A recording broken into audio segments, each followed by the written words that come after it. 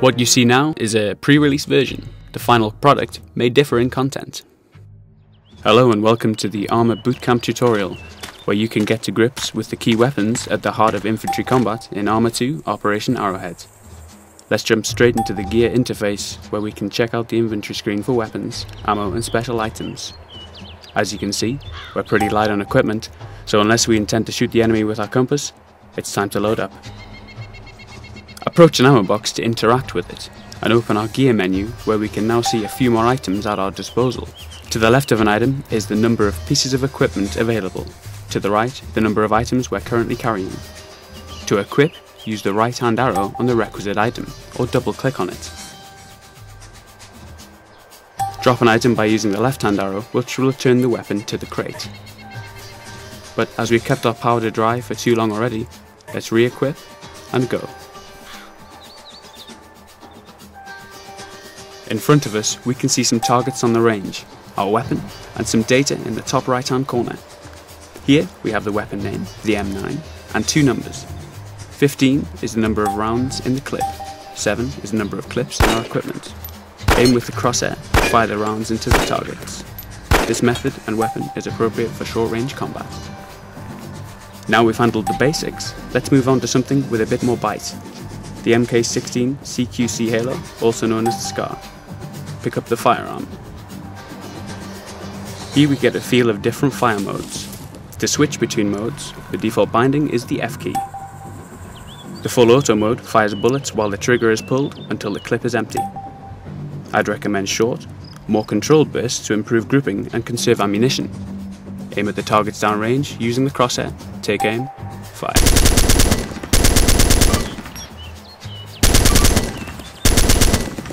Reload your weapon when behind cover. Never be caught out by an empty clip.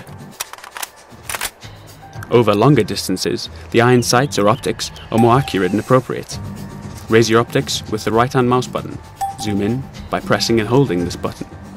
By default, toggle the zoom with the plus and minus keyboard keys.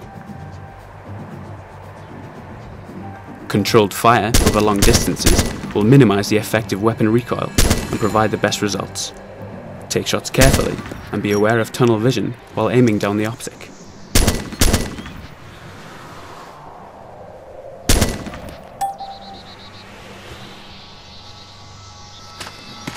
Moving on, we're ready for some more heavy duty weaponry. The M249 SAW light machine gun. This weapon offers a balance between the portability and accuracy of an assault rifle and the rate of fire of an automatic weapon, making it the ideal squad support weapon, and a good example of the importance of firing postures. By default, hit the X key to crouch. This provides a steadier aim for weapons with added recoil. Aim down the sights, open fire on the targets. Yep. Over increased distances, going prone is the only sensible choice. It provides a stable firing position and lowers your profile in open combat, both of which improve your chances of staying in one piece.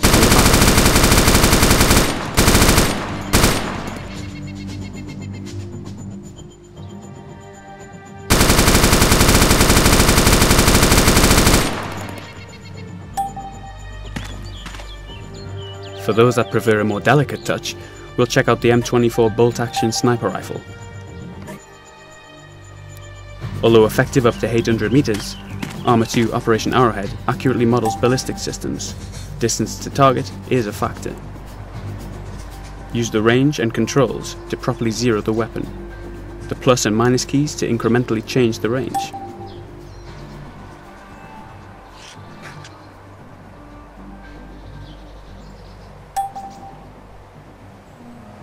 Line up the crosshairs over the target and fire. Increment the range as you engage targets at greater distances and fire.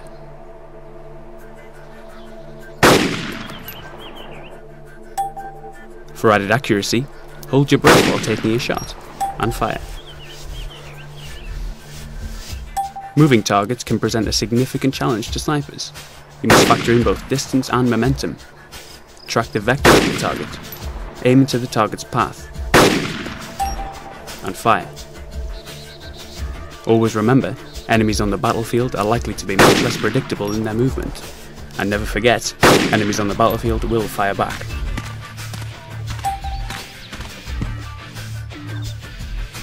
In the right circumstances, fragmentation grenades can be a powerful weapon to repel groups of embedded enemies.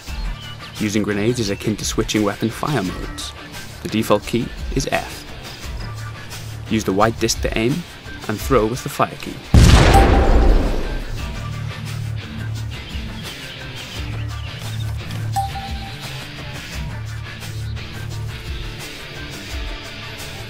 Moving on to some serious stopping power, the heavy weapons range will demonstrate the features of the larger infantry weapon systems. Pick up this recoilless anti-tank weapon and use the optics to aim down the range. This weapon requires manual aim. The numbers display the distance to the target. Use this data to aim accurately. And fire.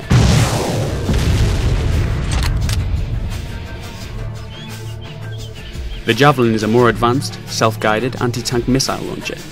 This weapon's interface provides both visual and oral feedback. The slower, intermittent beeping signifies the weapon seeking to lock on a target. The higher pitched, high-tempo beeping signifies a lock on the target.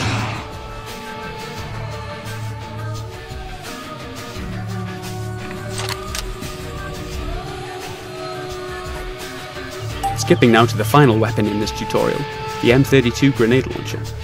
We can see the devastating power of this firearm engaging large groups of soft targets at longer ranges.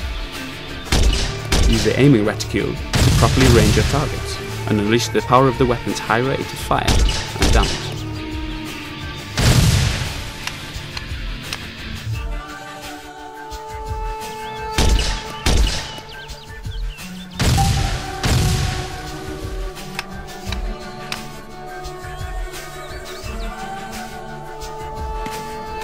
Well, that just about completes this tutorial walkthrough. I hope you'll find it useful and enjoy using the range of weapons and tactics at the disposal of infantry units in ArmA 2 Operation Arrowhead.